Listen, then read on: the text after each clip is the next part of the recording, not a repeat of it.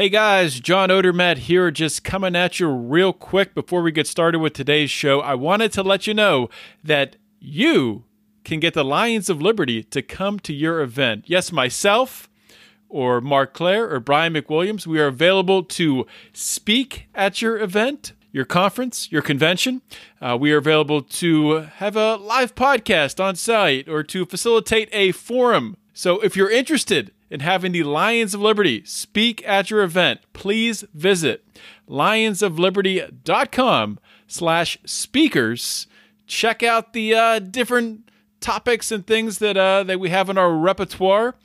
And we are more than happy, to fly across the country for the right compensation to deliver the message of liberty to your crowd.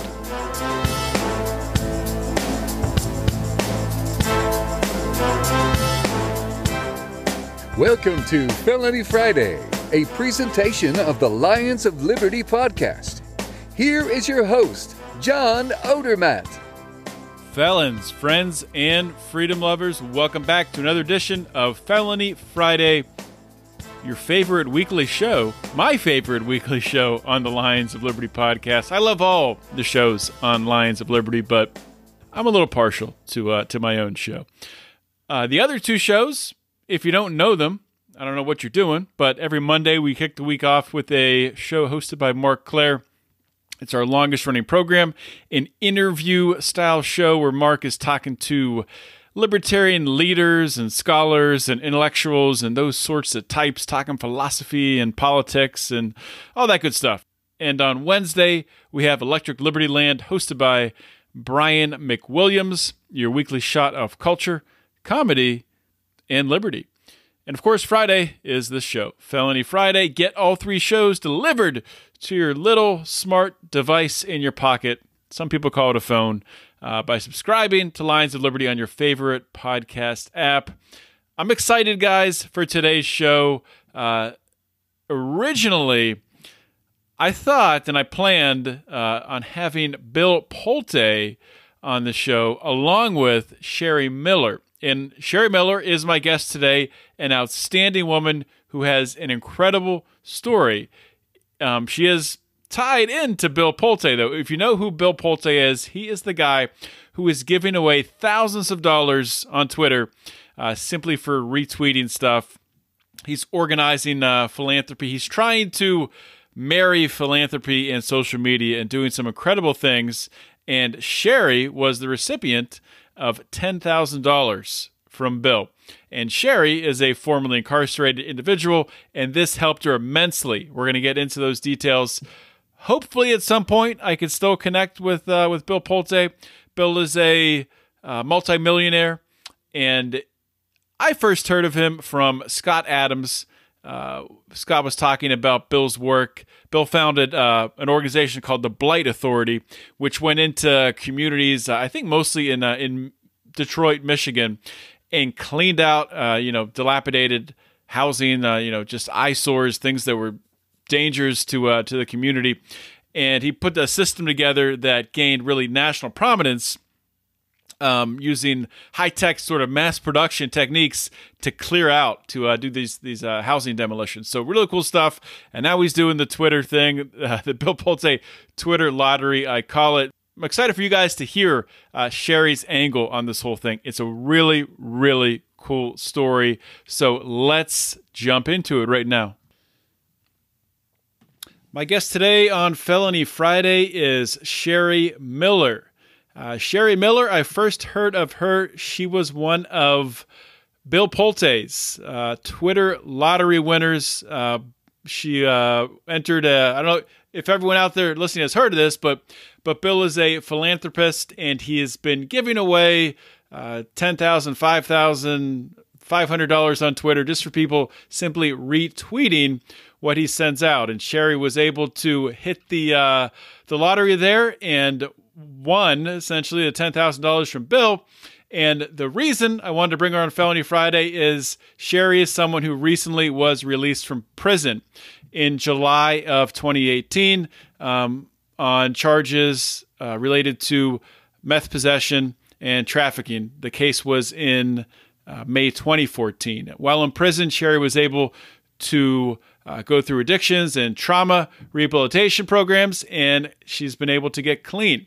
And obviously with this $10,000, which we'll talk about, it's been able to help her out as well. So Sherry, welcome to Felony Friday. Thank you.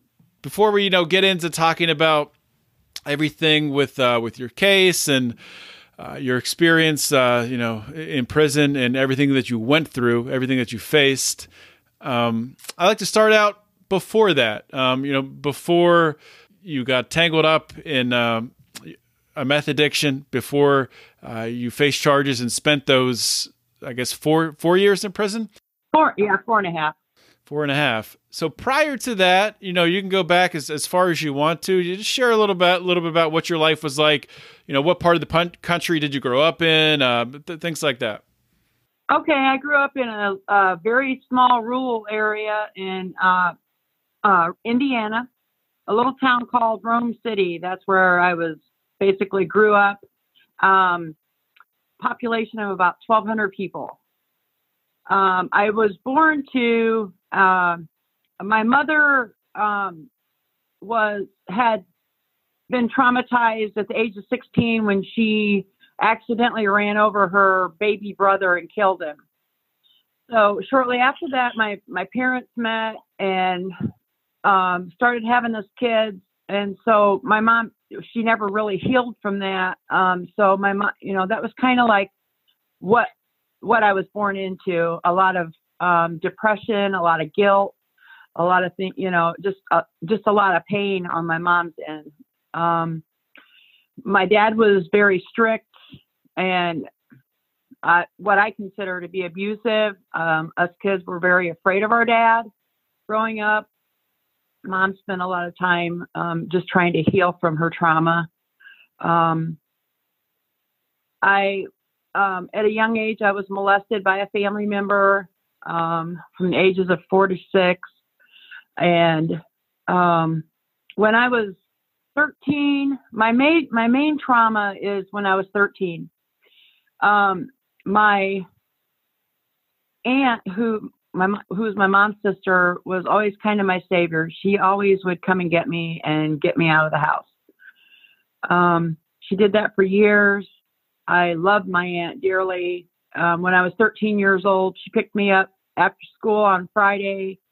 All weekend long, she went from family member to friend to whoever she could get to listen to her and telling everyone she knew her husband was going to kill her.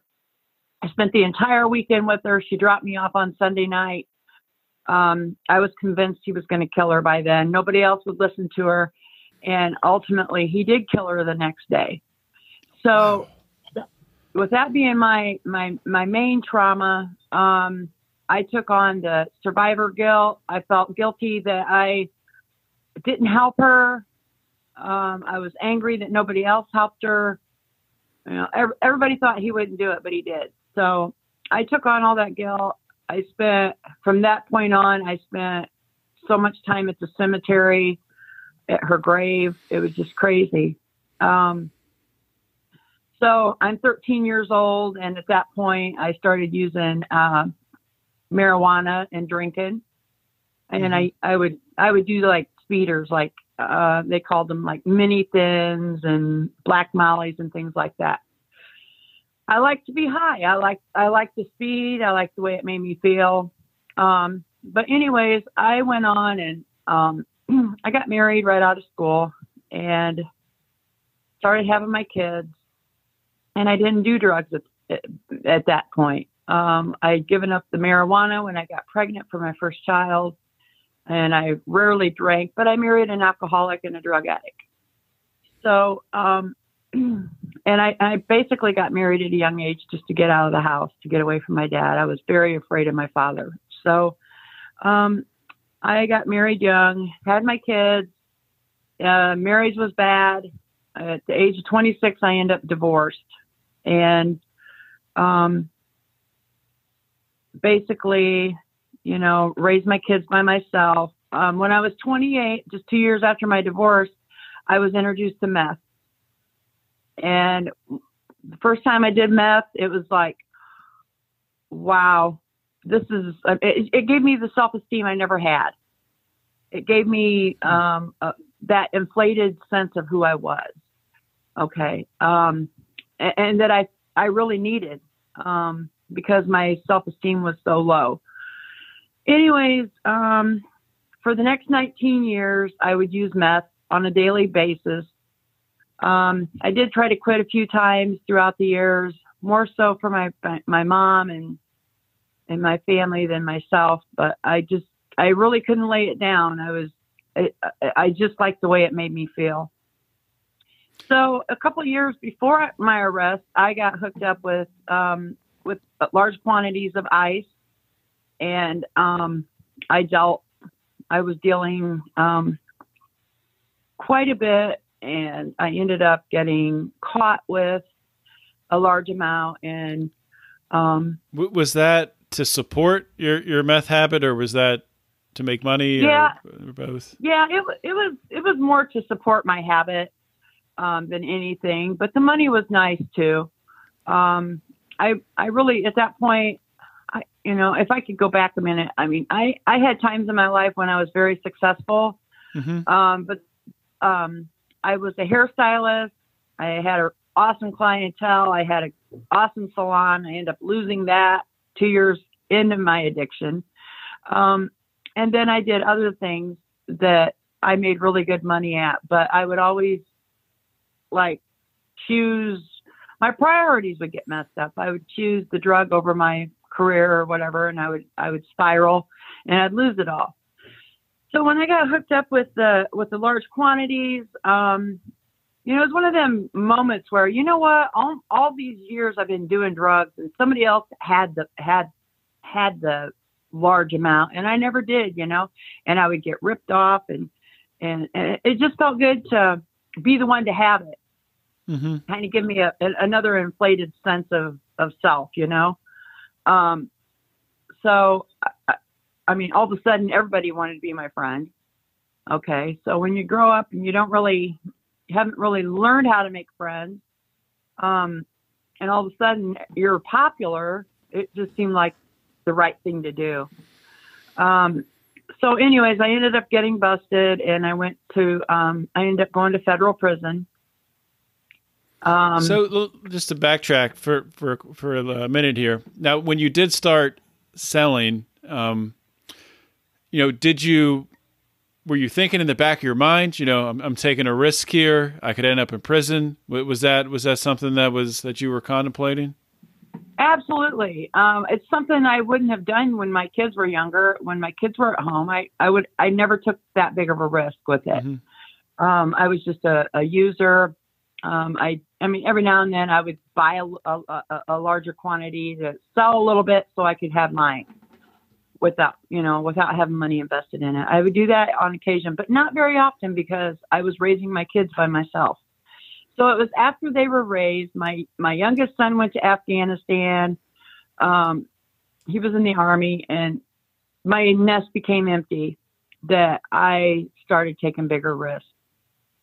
And, I mean, I no longer had the reasons that I had, to not do it. I no longer had that, but I also knew that, the law of average, proved that eventually I'm going to get caught. So I thought, you know what, I'm going to do this for a year, and then I'm going to drop out. I'll be done with it. Well, at the end of that first year, I was so in debt to the drug dealer that there was no way I couldn't get out. And it stayed that way. How'd you get so in debt to the drug dealers? Because you were giving it away, or? No, it was more because people were stealing from me and robbing me. Yeah. I let too many people know what I had. So I had a lot of people breaking into my house, or just taking dope on fronts and then not paying for it, stealing it, whatever. I had people that stole money from me. So there was always something that made it impossible for me to pay my debt. So I had to continue doing it until I got busted, and then of course it was over. And so how did that go down? Actually, I had I had been paying quite a bit of money for my meth. And I was offered an opportunity to get a larger quantity, or not really necessarily a larger quantity, but the same quantity at a lot lower price. But I had to take a bigger risk by getting it in the mail. And I got caught the very first time that I got a package in the mail. The post office they send dogs through, their packages, through the mail, and the dog hit on my package, and they opened it, and they already knew, before it was delivered that it was meth. So did they still go ahead and deliver it in order to get you to accept the mail? Yeah. I was picking it up at the post office. So okay. They gave me the package, as soon as I walked out of the post office, a SUV pulled up in the front of the building, and he had a little star on his plate. And I thought, this is it. I'm done. And I went and I got in my van, and I sit there and I just waited because I knew any minute they were going to surround me, and they did. So, yeah. What did you? I'm just curious. At that moment, you're sitting there. You know that you're going to be getting arrested. What did you feel at that point in time? I just knew it was coming. So I guess I was kind of shocked, but I was just heartsick that I had let it come to that. I really had wanted out of it. This was an opportunity to get my old dealer, get him paid off and be done with it. So I was just heartsick. My kids, I had grandkids by then. I'm 40, going on 47 years old. I finally had a few things in life. I had a business and a home, and all of a sudden I just see it all vanishing right before my eyes. I knew I wasn't coming out for quite a while. So the officer who approached me, in the notes, it said that my face was gray, and it probably was. I had lost the color in my face, I'm sure. So, but at the same time, I never cried. I knew it was coming, and I had nobody to blame but myself. So I didn't wallow in self-pity or anything. I just sucked it up, and I went in and I did my time and made the best of it. Took programs that I knew would help me with my traumas and with my addiction. So it wasn't really a bad experience. The hardest part of it was sitting in a county jail for 21 months waiting to be sentenced. That was tough. Why was that the hardest part? Because in jail, it's not like being in prison. In jail, you're stuck in a cell block. You never see daylight. You are just stuck there. Mm-hmm. No treatment, no anything. There's nothing there. You're just being warehoused. Whereas when you go to prison, I went to a camp, so a federal prison camp. So I was able to be outside as much as I wanted. I took all these classes. I took computer classes and some different things, and then all these programs that was just so life-changing for me that it really wasn't a bad experience. It was almost like being at a college campus, to be honest. Other than the fact I was away from my family. Right. Yeah, and you can't leave. Yeah, you can't leave. I mean, I could have walked off, but if you walk off, then you're going to get 5 years automatic. Right, yeah, you're just putting yourself in more trouble. Yeah. So when you were in jail, talking about your situation, you're locked. You're basically locked there all day, no daylight. Were you going through, having symptoms of withdrawal or anything like that from your addiction? Or no, I think for the first couple weeks, I slept quite a bit, and I started to heal, and it took quite a while. I was very underweight at the time. So they were giving me extra food. And then I would have to go weigh in like twice a week until I got, I gained a few pounds and started getting healthy again. But I discovered later on, as I'm sitting there that the meth was really medicating other like health problems that I had too. And I started feeling my symptoms from my illnesses. And by that time I had a little bit of heart problems, and I have autoimmune disease that I didn't know about at the time, but the meth just kind of medicated all that. I didn't even realize I was sick before I went to jail. So while you were in jail and then prison, I mentioned during your intro, you were able to get rehabilitated and work on your addiction to become clean. Was there a turning point, or something that you can point to as that was important in your recovery? I think I sit in, like I said, in county jail for so long, but I sit there for about 4 months, and I didn't have anybody putting money on my books so that I could make phone calls or to even buy the things that I needed on commissary. And I think that was probably the best thing that could have happened to me, because when you everything's taken away from you already and you don't have the things you need. I mean, I just decided then that this is not the kind of life I want. I'm better than this. I can do better than this. I went into my cell one day and I just screamed out to God, and I said, Lord, I can't do this without you. Please help me through this. And, things started changing for me. I got real involved with the ministry at the jail, and I just loved the Lord, and I started praying all the time, and I started seeing my prayers answered, and it was just pretty awesome. And I think that was what gave me the strength to get through it. It was just God was there for me. That's awesome. So just to fast forward a little bit here, and we can come back and talk about more of this stuff, but I definitely want to hit on the $10,000 you got from Bill Polte. Yeah. So you got out of prison in July of 2018. You got this money recently, right? It was like this past month. Yeah. Yeah, it was this month. Yeah. Actually, it was the 1st of October. Okay. Yeah, I've been out of prison for, I don't know, between 14 and 15 months when I got the money.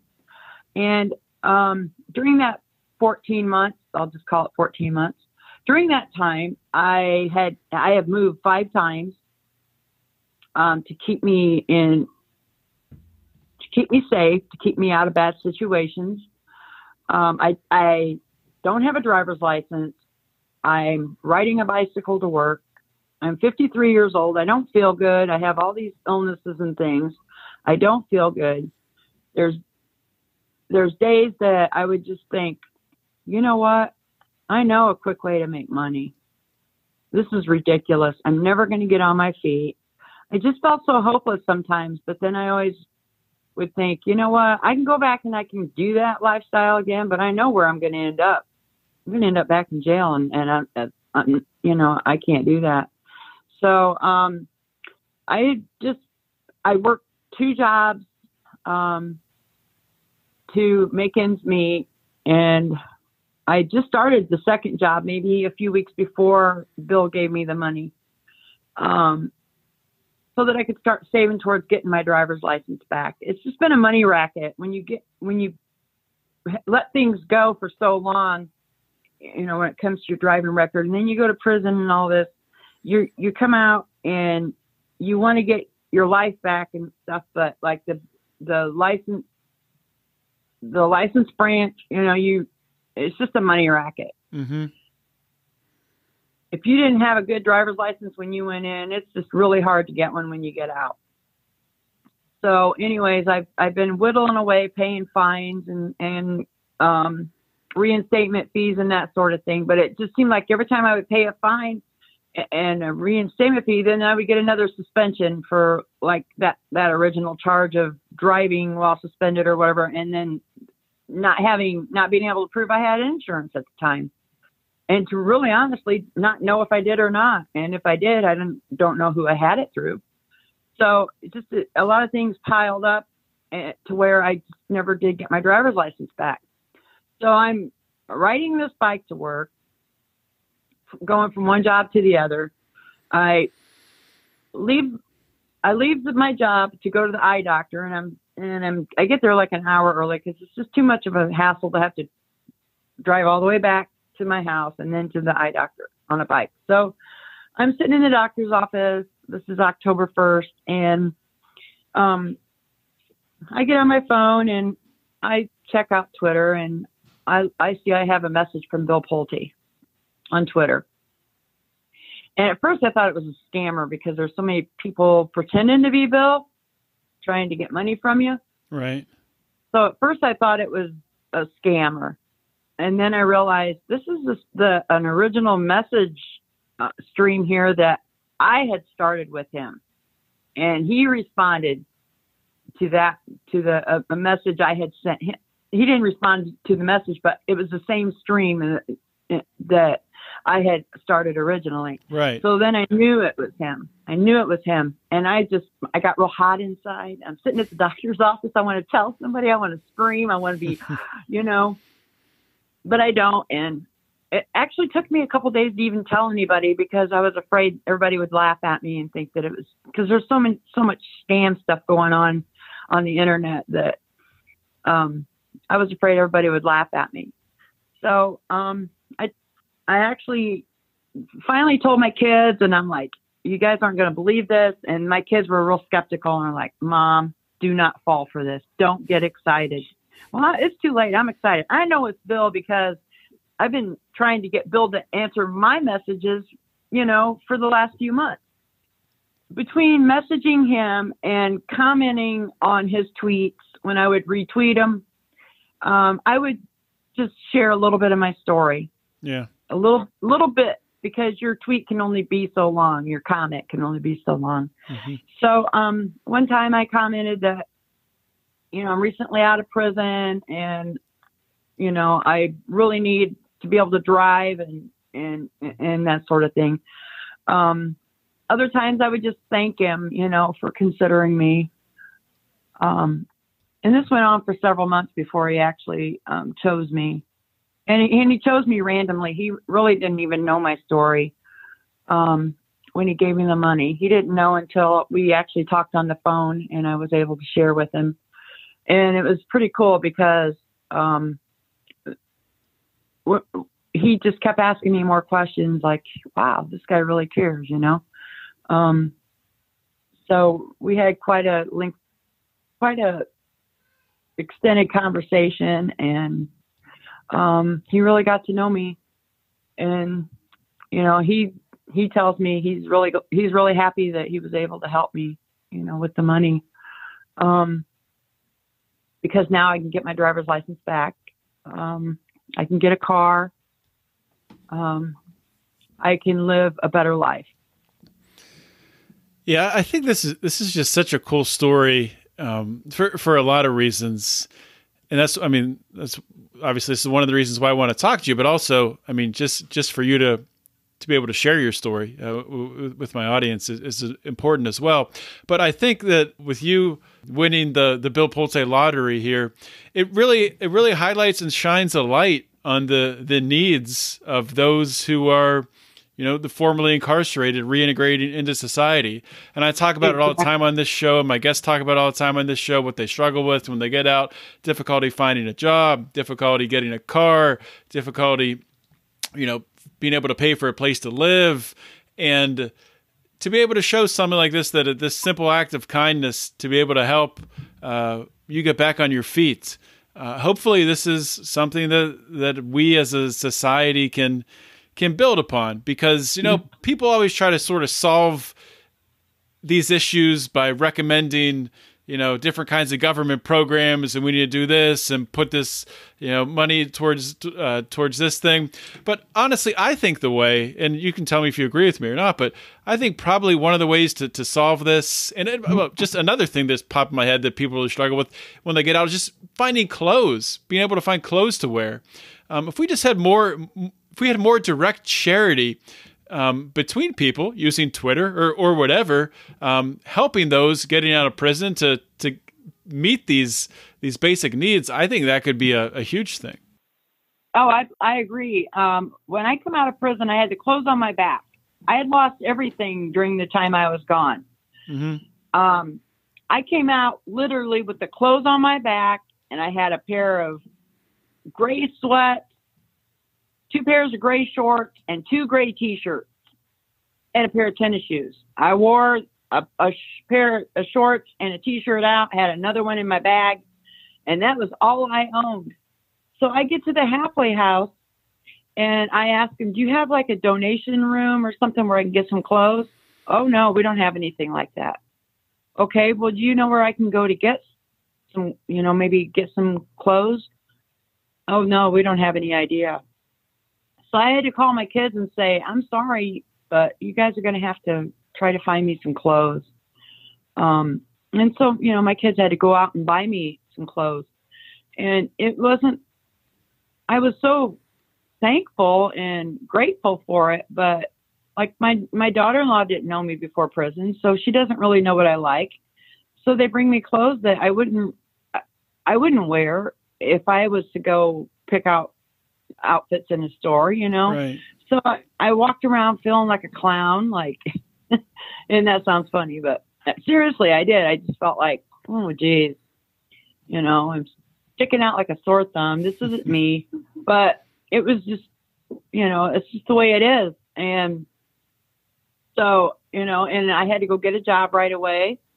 So, and at that time I was right out of prison. I didn't feel good. I was weak. I had to walk over a mile down on a busy highway to get to work, to make $8 an hour. Okay. Yeah. The hardest work I've ever done, and only made $8 an hour. It was ridiculous, And it's still that way today. I work, I work at a coffee shop, and I make $8 an hour, and I feel like I put in, a pretty good day's work. I'm tired when I get home, and it's just really not fair. And, but that's the way it is. You get out of prison, nobody wants to hire you. You're a felon. People don't trust you. It's just really hard. Yeah. And, that's one of the reasons I do this show, is just to chip away at that stigma, because I myself was someone who used to really believe that, to believe that people who'd done time in prison, it's weird for me to say this now, but I believe that really, I didn't know if a second chance was warranted, and I could not be so polar opposite of that now. I think everyone deserves a second chance. Nobody should be defined by, 1 or 2 or 3 or 5 or 10 poor decisions that they made in the past. People can change. I strongly believe people can change for the better. Yeah. It just takes a real special person on the hiring end to accept you and give you a chance. Not a lot of people will do that. And I went from place to place trying to find, a job, close enough that I could walk or ride a bicycle to. And wow, I mean, people just want to turn their backs on you. And I mean, it gets scary. Like, what am I going to do? How am I going to support myself here? Mm-hmm. How am I ever going to get back on my feet? If nobody gives me a chance. But I have been blessed with a couple of good people that have given me a chance. Christians, people that aren't judgmental, that actually are the ones that have given me a chance. It's a big thing, even though I'm only making $8 an hour. I mean, just to know that somebody sees my worth, mm-hmm. and has given me a chance. I haven't lied about my past. some people have told me, well, quit telling them that you just got out of prison. Well, no, I'm not going to not tell them if it comes up in an interview, because then I'll be lying. And what if they do a background check and they find out, and then I'm not going to get stabbed. So I just told myself when I got out, I'm going to be honest about this. God will see me through. And he has. But yeah, I mean, I was at my darkest hour when I got the money from Bill Pulte, because I just didn't see any way. I'm quite a ways away from my family and my kids, and not walking distance, 40 minutes. And, so I don't get to see my grandkids very often, and I don't get to see my one son's doing, home detention, over some drug, charges. So, I don't get to see him, and I didn't see any way of ever getting out of that rut. And I was so depressed, and it was just perfect timing, because I mean, I was starting to, have crazy thoughts of, man, I know there's an easier way to make money. I've done it before. And, I don't know. Eventually it might have came to that if this wouldn't have happened, if I wouldn't have got the money. So I'm so thankful for Bill, and gosh, he's just like an angel to me. Yeah, that's tough. That's how they, that's how they get people stuck in this recidivism trap. Is Exactly. You get caught once, and then you can't find a job. You can't live the life you want to, and you get pulled back into it. And that's what I've said all along, that, wow, it's no wonder people end up back in prison. Mm-hmm. And especially those that they come out and they have to go right back. I go and I do some public speaking. I went to Indiana, one of Indiana's men prisons a while back. And I spoke to a group that were in a drug rehab program at the mm-hmm. prison, in like a inpatient type thing. And afterwards, one of the guys come up to me and thanked me. And he told me, he said, I get out next Thursday and I'm scared. And he's just a young guy, maybe 21 or so. Mm-hmm. He said, I'm going home. The only place I have to go is to my mom's. She's a heroin addict. She's an active heroin addict. And heroin is my drug of choice. He said, I'm scared because I just know what's going to happen, and I don't know what to do. I don't have anywhere else to go. And I thought, wow, that's just, and that's why so many end up back in prison, because they're thrown right back into the place that made them sick to begin with. Yeah. And, if you don't have people that's willing to help you, to get you out of that environment, to help you, build a better life. I mean, it's not going to happen. You're going to go back to prison. And I really hate that. So my plan is to start a ministry next year. I put some of the money that I got from Bill aside, and I'm going to start a reentry ministry next year and try to teach some economic and social skills to people coming out of prison. So, and not just to people coming out of prison, but it'd be available for anyone. But I really want to help people getting out of prison, just because I know the struggle, and I feel like God showed me the struggle for a reason, so that mm-hmm. I can do something to make it easier for people coming out. Maybe I can change one person from going back to prison if help's available to them. So mm-hmm. that's what I want to do. I think it's going to be a great thing, and everything that I've been through won't be in vain. I'll get to use my experiences to help others. I'm always amazed.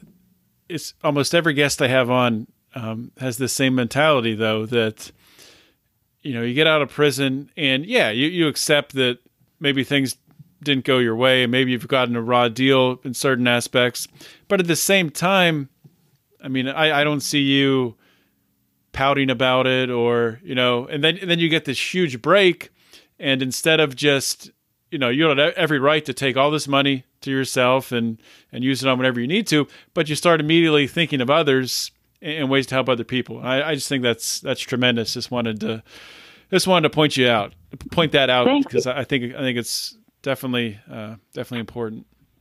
Yeah. Well, this is something that I have been thinking about doing anyways. I didn't know how I was going to do it financially, but I knew I was going to someday. And it's just speeding things up to where I can maybe do it in the spring. By then I'll be driving and, be able to have more freedom to get out and build a ministry. Right. So, one last question, and then that'll be it. Question I've been asking people recently, and I think it really it's a fun question, but also I think it's sort of an important reflection on yourself and where you've come from. I think everyone has their own gifts.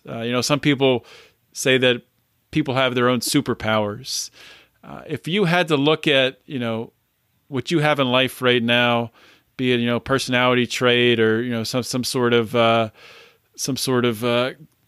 character trait that you have, is there one thing that you think really separates you from other people and helps you better to serve others?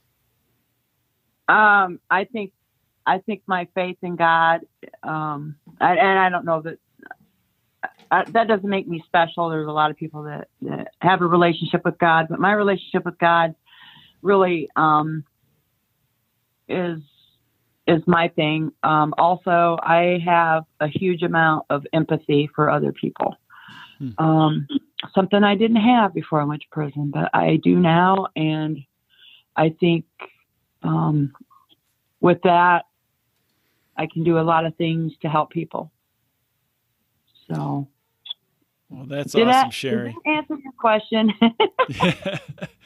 Well, thank you for coming on the show. I want to give you a chance do you want to plug your Twitter handle or anything else where people can reach you? Actually, I think I am Prayerful Patriot on Twitter. I think that's it. Yeah. Yeah. I don't post a lot about my addiction or anything, but I am going to start doing that. I do also have a Facebook group called Recovery Bridge. Recovery Bridge is where I help families and friends and addicts find help, get them into treatment or whatever their needs are at the time. I help people get the resources that they need. So that's called Recovery Bridge on Facebook. I'm pretty active on there. And I am going to start using Twitter more for things like that. So. Okay. And I'll try to link to both of those on the show notes page. Is Recovery Bridge, is that a private Facebook group or? No, it's public. It's Okay. public. It's more aimed towards helping, anybody who comes to me and says, I have a cousin or I have a daughter or my mother needs help. It's family based like that. I do have, some addicts that post things on there, and but I do a lot of my work privately through private messages and stuff. Once they contact me, then I try to help them with resources and point them in the right direction. So that's great. Yeah. Well, Sherry, thank you so much for coming on the show and sharing your story. If I say this all the time, if this helps one person, which I'm sure it will, then this was definitely worth having this conversation. Absolutely. I appreciate it. Thank you. Hope you guys enjoyed that interview with Sherry Miller. Her story, of course, with the angle getting the money from Twitter from the Bill Pulte lottery is unique. I haven't had a show like that before with that being part of the story. But what was common, and which is a theme that I see throughout guests I've had on Felony Friday, is the trauma suffered early in life that led to addiction and ultimately ended up leading to prison. And, if that is just one thing, I just want to stress again, and we could talk about the laws and, when someone should or shouldn't go to prison and all that stuff. I mean, I've talked about it on other shows. I think everybody knows where I stand on that. Nonviolent offenders should not be spending time in prison. Let's just say that right now. But the common theme that I see with these stories, and I see throughout people who end up spending time in prison, is that childhood trauma that leads down that path and pushes people into situations where they make poor decisions. And, people generally don't just pick a life of crime, don't just choose to break the law and put themselves in situations where they could end up spending time in prison. Normally, there's other factors that lead to it. And the shame of it is our system, our criminal justice system, does nothing to get to the root cause. So I'm always happy to see somebody like Sherry, who is coming out of prison and willing and wanting to give back to start to address that root cause, which I think is really cool. And it's just so awesome. I talked about it during the show. I just want to point it out again. So cool that Sherry won the lottery here, basically, won some money, and, every right to, pour that money into her own life and use it all to get back on track. But she's decided to give some back and give back to others. So that's really cool. And hope you guys enjoyed the story today. I think it has a happy ending, and I think Sherry has a bright future. So I'm excited to see where she takes it from here. And, guys, if you enjoy this content, if you enjoy these interviews on Felony Friday, please let me know. You can follow me on Instagram at John Odermatt, on Twitter at John Odermatt. Follow our Lions of Liberty's account on Twitter and Instagram at Lions of Liberty. Find us on Facebook. Join our private Facebook group, the Lions of Liberty Forum, which you can find by just searching Lions of Liberty Forum on Facebook. It'll pop up, and join it. And if you really enjoy this and you want to help us out, if you want us to reach our goals and really stretch ourselves here and take this podcast to the next level, which we plan on doing, please join the Lions of Liberty Pride. You get bonus content, all kinds of other merchandise and stuff at different levels, access to the show and things like that. So if you enjoy this, please consider giving something back to us. You can do that by going to patreon.com/Lions of Liberty. That's all I got, guys. Have a great weekend.